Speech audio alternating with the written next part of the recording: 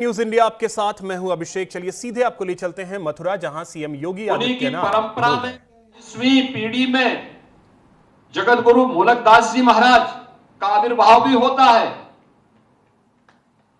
ये हमारी वह परंपरा है जिस परंपरा ने भारत के बारे में सोचा है, अपने पंथ के बारे में नहीं, संप्रदाय के बारे में नहीं, सनातन धर्म के बारे में सोचा है, भारत के बारे में सोचा है। और तब भारत भारत बना है। तब भारत उन झंझावतों से मुक्त हो पाया है।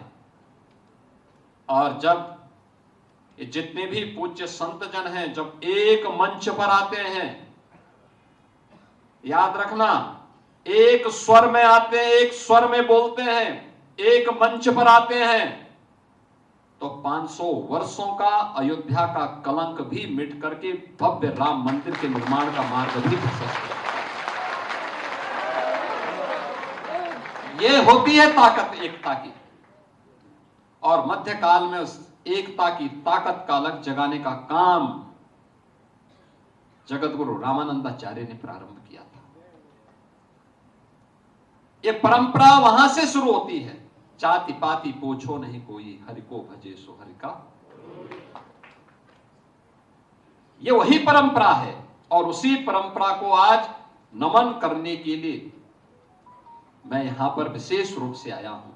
मध्यकाल में मानवता का आंसू पूछने के लिए, गो रक्षा करने के लिए, भूखे को अन्न देने के लिए उन्होंने अपने जीवन का मिशन बनाया।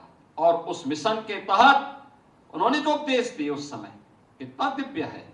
उन्होंने कहा, अपना सा दुख सबका जाने, दास मूल का ताको माने। यानी जो व्यक्ति दूसरे के दुख को अपना समझता है वही सच्चा ज्ञानी है।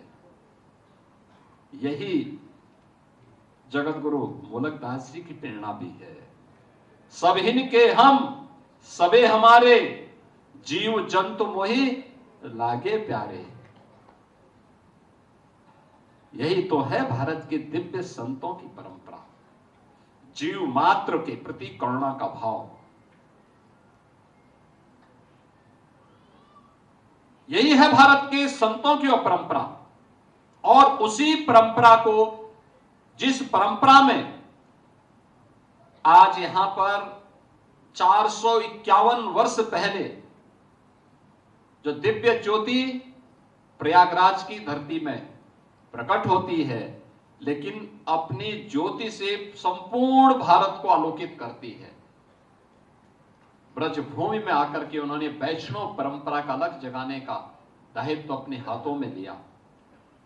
आज 451 वर्ष हो गए हैं, लेकिन जब मैं जगत गुरु पूज्य मूलकदास जी महाराज की दिव्य समाधि का दर्शन कर रहा था, कितना दिव्य तेज है। 451 वर्ष के बाद भी उनके प्रकटीकरण का और उनके दिव्य समाधि लेने की तिथि एक है, वैशाख कृष्ण पंचमी। और वैशाख कृष्ण पंचमी के दिन आज जब मुझे वहां पर दर्शन करने का सौभाग्य प्राप्त हुआ, वह तेज वहां पर उसी रूप में मुझे देखने को मिला। यह है दिव्य साधना का प्रभाव। और दिव्य साधना को आज मुझे भी इस भूमि पर देखने को अवसर प्राप्त हुआ। बहनों और भाइयों, वैसे भी हमारी यह ब्रजभूमि श्री कृष्ण कन्हैया और राधा रानी के दिव्य तेज से आलोकित है। यहाँ के तो रज रज में श्री राधा रानी और कृष्ण कन्हैया का दर्शन हर सनातन धर्मावलंबी करता है। हम सब आलोकित होते हैं, आकर के एक नई प्रेरणा प्राप्त करते हैं। एक नया ओज हम सबको प्राप्त होता है। यहां के दिव्य तीर्थ मथुरा है, वृंदावन है, बरसाना है, गोवर्धन है, गोकुल है, नंदगांव है, ये सभी हम सब के लिए एक नई प्रेरणा है, बलदेव है। और इसीलिए ब्रज तीर्थ विकास परिषद का गठन करके इन सभी क्षेत्रों में यहां की परंपरा को संरक्षित करते हुए कुछ हो सके अपनी विरासत का संरक्षण करते हुए पूज्य संतों के मार्गदर्शन में उसके उन्नयन के लिए कुछ हो सके, तो ये डबल इंजन की सरकार कुछ अपने स्तर पर प्रयास कर रही है। क्योंकि हमारा मानना है विकास तभी सार्थक है जब विरासत रहेगी, और इसीलिए दोनों काम एक साथ चल रहे हैं, दोनों कार्य एक साथ चल रहे हैं। हम लोग उन चीजों को ढूंढने का प्रयास कर रहे हैं,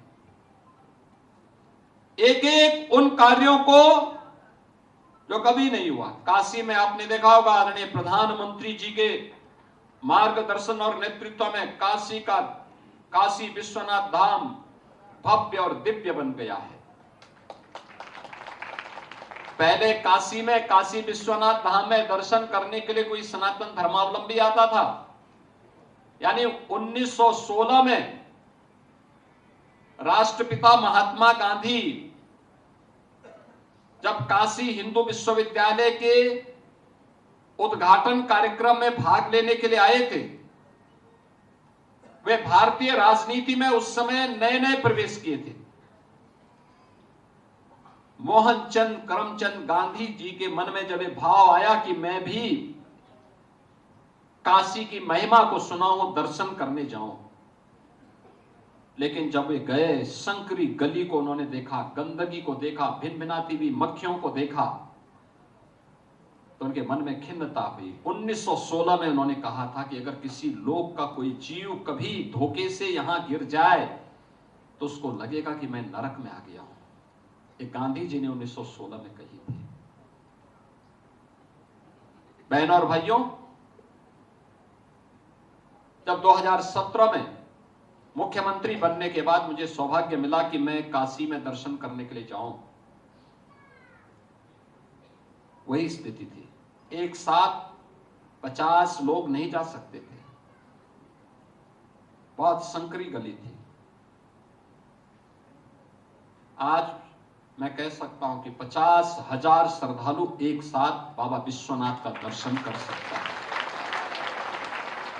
यानी 50 से 50,000 तक पहुंचने की जो यात्रा है, यही है डबल इंजन की स्पीड। इसी को कहते हैं इस गति। ये गति जब प्रगति करती है तो उत्थान की ओर जाती है, यही सनातन धर्म है। और जब ये गति नकारात्मक होती है, सनातन विरोधी होती है, तो अधोगति की ओर जाती है, दुर्गति उसकी होती है। हम इसको प्रगति की तरफ ले जा रहे हैं, क्योंकि सनातनी परंपरा के प्रति हम सबको गौरव की अनुभूति होती है, और इसीलिए इसको प्रगति के पथ पर अग्रसर करने में हमें सफलता भी प्राप्त हो रही है। अयोध्या में आपने देखा होगा